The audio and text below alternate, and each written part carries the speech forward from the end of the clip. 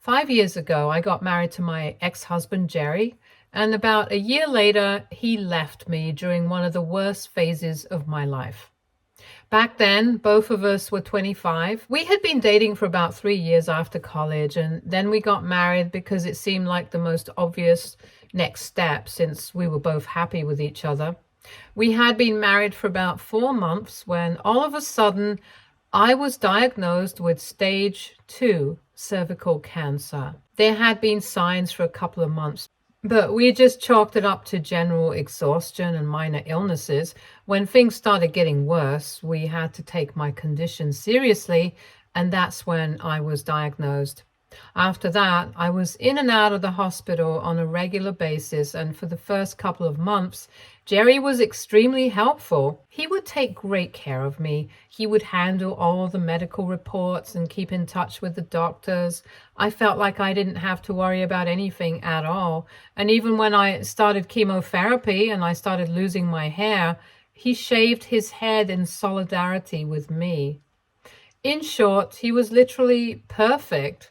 But then he started losing faith when I didn't get better after almost 6 months had passed and I had undergone several rounds of treatment. I was not showing any signs of progress, and slowly but steadily, I was getting worse. He started distancing himself from me, and even when I would try to get him to talk to me, he would just shut me out. I was already going through a lot, and him behaving like that with me, I felt like I was being rejected by him and I couldn't take that. So I started picking fights with him just to get his attention, and that seemed to work for a while, but then he moved even further away from me emotionally. Finally, about 2 weeks before our 1 year wedding anniversary, I woke up one day to find him gone, and all he had left from me was a note on our bedside table telling me not to go looking for him because he did not want to be found. I thought he was playing a prank on me or something, so I tried to call him and I sent him several messages, but none of them went through. After a couple of minutes, I realized that he had blocked me. Not just my phone number, but he had also blocked me on social media. So I started panicking, and I called my in-laws, and they told me that they knew nothing of this and said that they would get back to me as soon as possible. But they never did. I told my parents about it, and they moved in with me so that they could take care of me in his absence, which we assumed would be just a couple of days. Unfortunately, he just never came back, and after he disappeared, I tried my best to look for him, but I was never able to find him again. He was just gone for good, and it took me a really long time to recover from that emotionally, and I was incredibly depressed for a long time afterwards. I tried getting in touch with my in-laws several times after his disappearance from my life, but after that first phone call, they never responded to me until a month later. They visited me, but they were acting very cold and weird, and later on, they disclosed that they were only here because they needed to serve me with divorce papers. I was devastated, and I realized that they had been in touch with Jerry, but they refused to let on anything else. I was told that he wanted nothing to do with me anymore, and that he was really sorry about this, but it had to end this way because he couldn't just waste his life with me anymore. I was really hurt because I could tell that the only reason he left was because I had cancer, and he didn't want to take care of me anymore. It's not like I didn't understand what he was going through. It must have been tough on him, but the least he could have done was have a conversation with me. I think after 3 years of being together and 1 year of marriage, that's the least that we owe each other. One honest and transparent conversation about our feelings, but he didn't think that he owed me even that, and that's why he left without a word. It took me a while to come to terms with it emotionally, but after his parents served me with the divorce papers, I signed off on it without any drama. It was already pretty obvious to me that there was nothing left to fight for in this relationship anymore, so it was better to just let it go in a dignified way. I obviously did have a lawyer go over everything with a fine-tooth comb, but in all honesty, his terms were pretty fair. Besides, in 1 year of marriage, we didn't really have any joint assets, and neither of us wanted to drag this thing out. So after getting done with the waiting period, we finalized our divorce without even coming face to face with each other. Everything that I had to communicate with him, my lawyer spoke to his parents and the lawyer about it, and that was it. And especially since this was an uncontested divorce, there was no need for us to meet each other earlier. That was it. After that, I did not hear from my in-laws either, and even though I was completely shattered, I knew that I had to keep going somehow. My condition had started worsening because of the heartbreak that I had gone through, and even though my parents were trying to be strong for me, I could tell that it was hard for them to see me like this.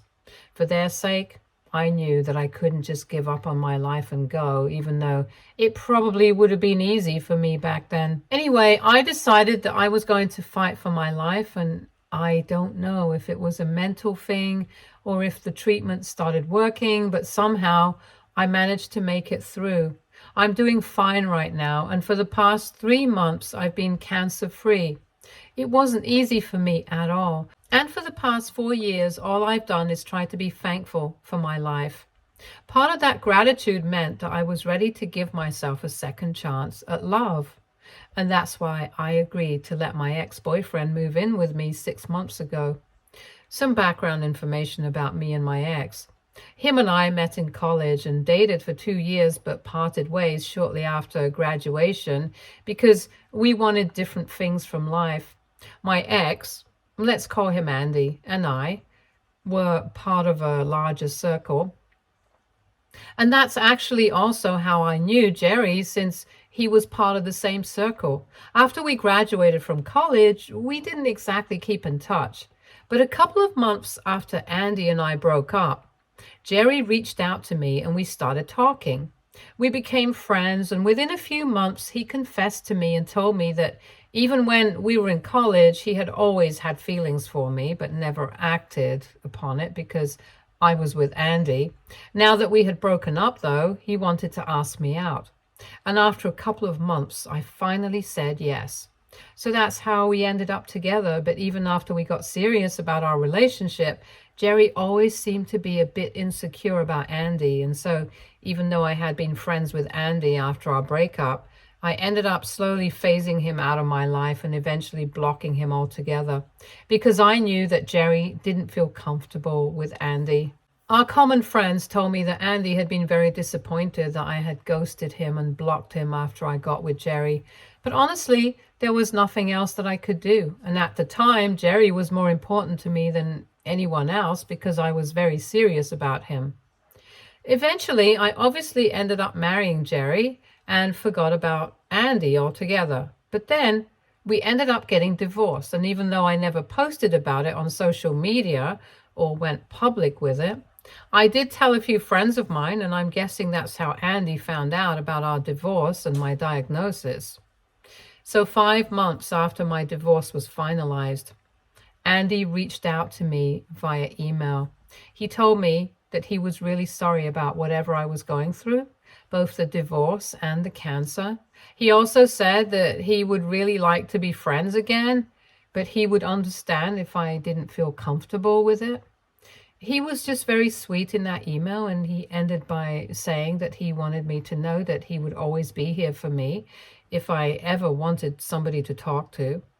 However, back then, I was still reeling from the shock of Jerry leaving me, so I didn't respond to it for 10 months.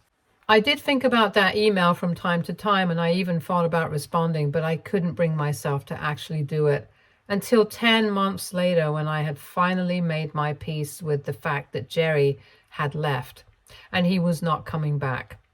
And I had told a few of my friends about it, and they had insisted that I at least talk to him in a friendly capacity. So that's exactly what I did. and I really didn't have any intention of getting back together with him or whatever.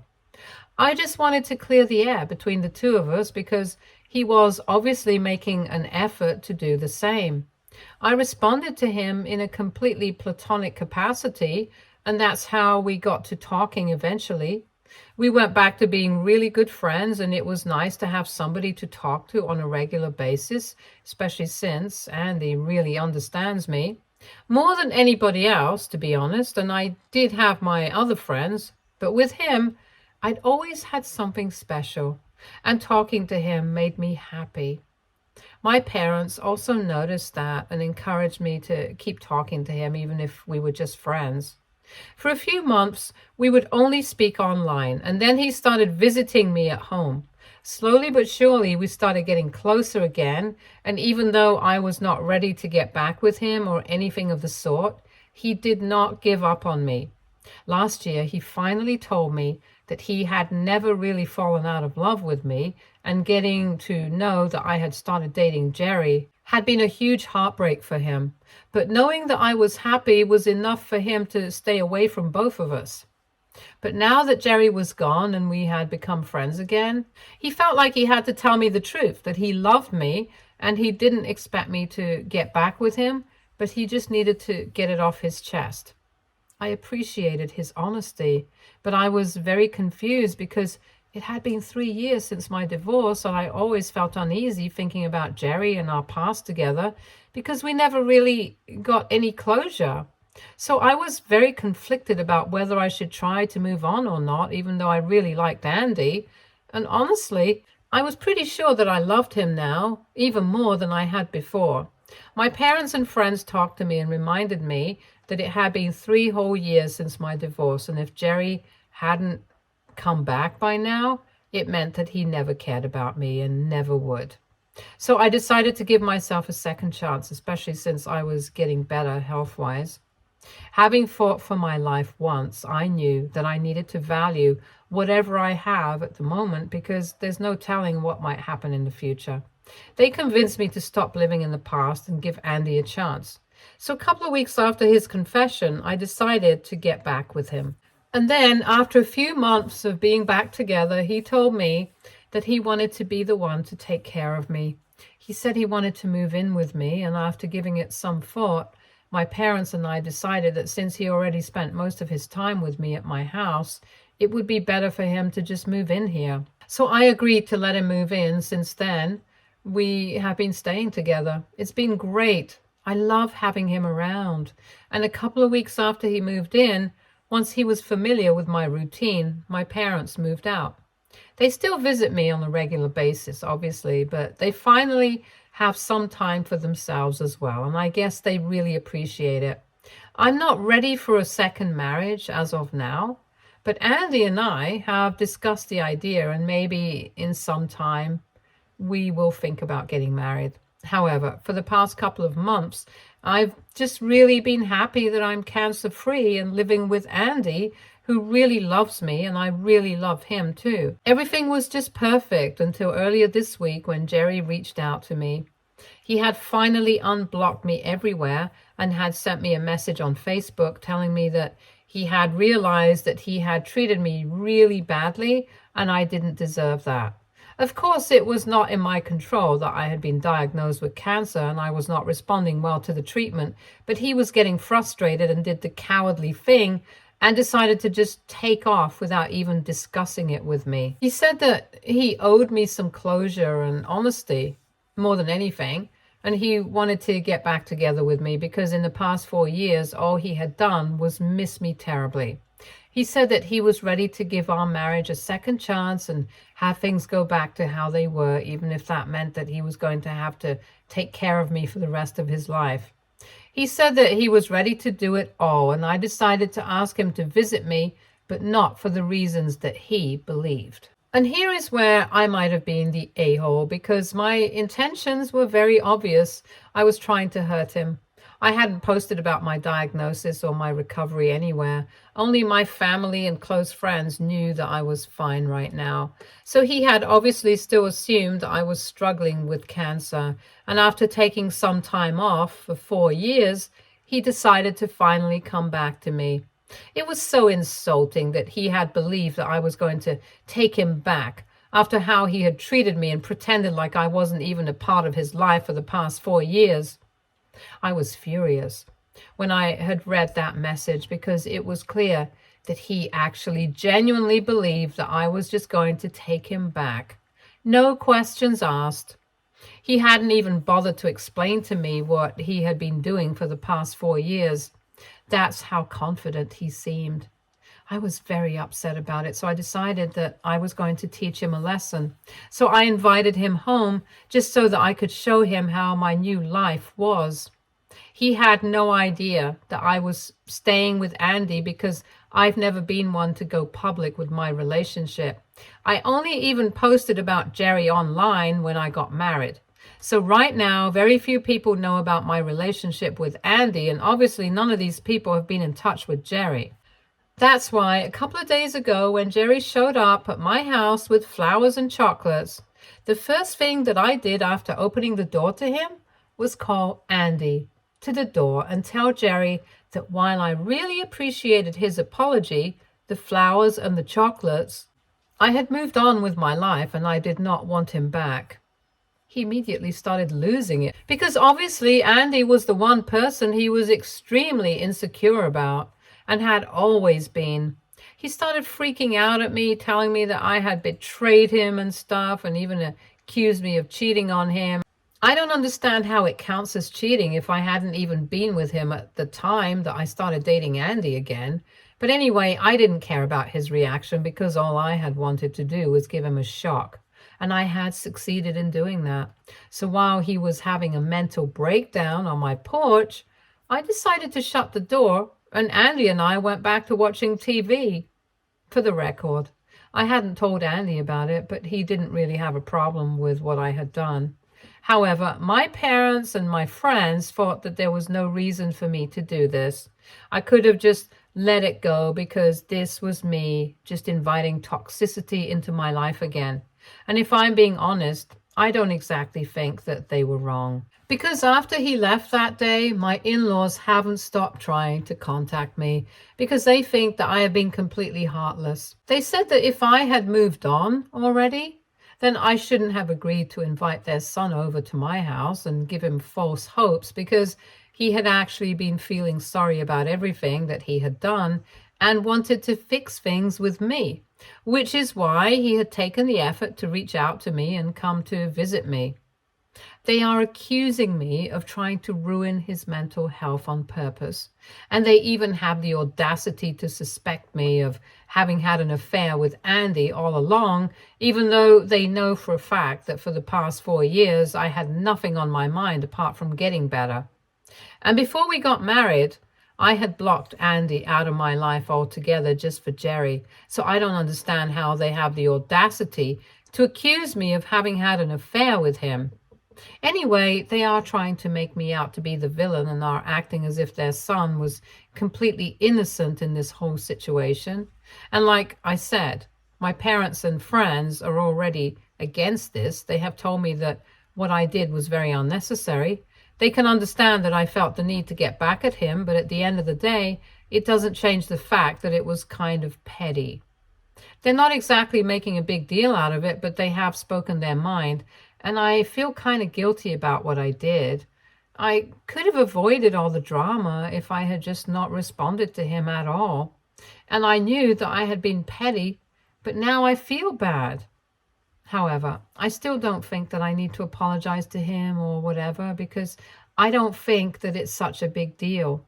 I definitely do not think that it's a big a deal as his parents are making it out to be, especially considering the fact that he had literally left me while I was fighting for my life and had gone missing in action for the next 4 years, not even showing up for our divorce. His parents also hadn't tried to be apologetic for it, so I don't understand why I'm expected to be forgiving and just let everything go, especially when my in-laws know how their son had treated me back then. Anyway, AITA for inviting my ex-husband home just so that I can show off my new life. Update 1. Hi, so thank you so much for all the comments on my post. It was all really helpful. First things first, I did speak to my parents and my friends about why I did what I did. I don't deny the fact that I was petty, and I definitely don't deny the fact that it was completely unnecessary. I could have totally avoided all the drama by just not responding to him. But I felt like I needed to get some closure. I didn't think things through. I made the decision in the heat of the moment, so it was probably not the best way to deal with it. But I don't have any regrets about it either. They didn't have much to say. We just decided not to talk about it because it really wasn't worth it. And it wasn't exactly as bad as you guys think. I guess I might not have been able to communicate properly in the post or something, but just to be clear, my parents and my friends were not insisting that I apologize to my ex or whatever. They had just told me that they didn't exactly agree with what I had done, and they had left it at that. They hadn't tried to guilt trip me like my in laws were doing. And now that we have spoken about it, we have decided that we are just going to agree to disagree. It's really not a big deal for them, and nothing in our relationship has changed. So we are fine. The only problem that I'm dealing with right now are my in laws because they are very upset with what I did. They think that I have emotionally tortured their son by inviting him over, and they think that I owe him a huge apology. I'm not even joking. They have sent me several emails telling me that I need to apologize to him in person and that I need to clarify that I didn't have anything to do with Andy while we were together because apparently he has completely broken down. I don't understand why my in laws expect so much of me, especially since we haven't had much of a relationship ever since the divorce. They knew that what their son was talking to me about was incredibly wrong, and yet they had been on his side and had helped him hide from me during the divorce. I'm not completely blaming them, but they were a huge part of the reason why I was never able to get any sort of emotional closure from Jerry while we were separating. So how come it was back then, but now, since it's Jerry's mental health at risk, all of a sudden I need to talk to him and give him an explanation for everything? He didn't think that he owed it to me back then, neither did his parents, so I'm just playing by the same rule book now. Update 2. So it's been 3 days since my last update, and I have been having no problems, but of course, that probably did not sit well with Jerry and his parents. Andy and I work from home, but I guess they didn't know that. They probably assumed that Andy wouldn't be at home if they showed up in the morning.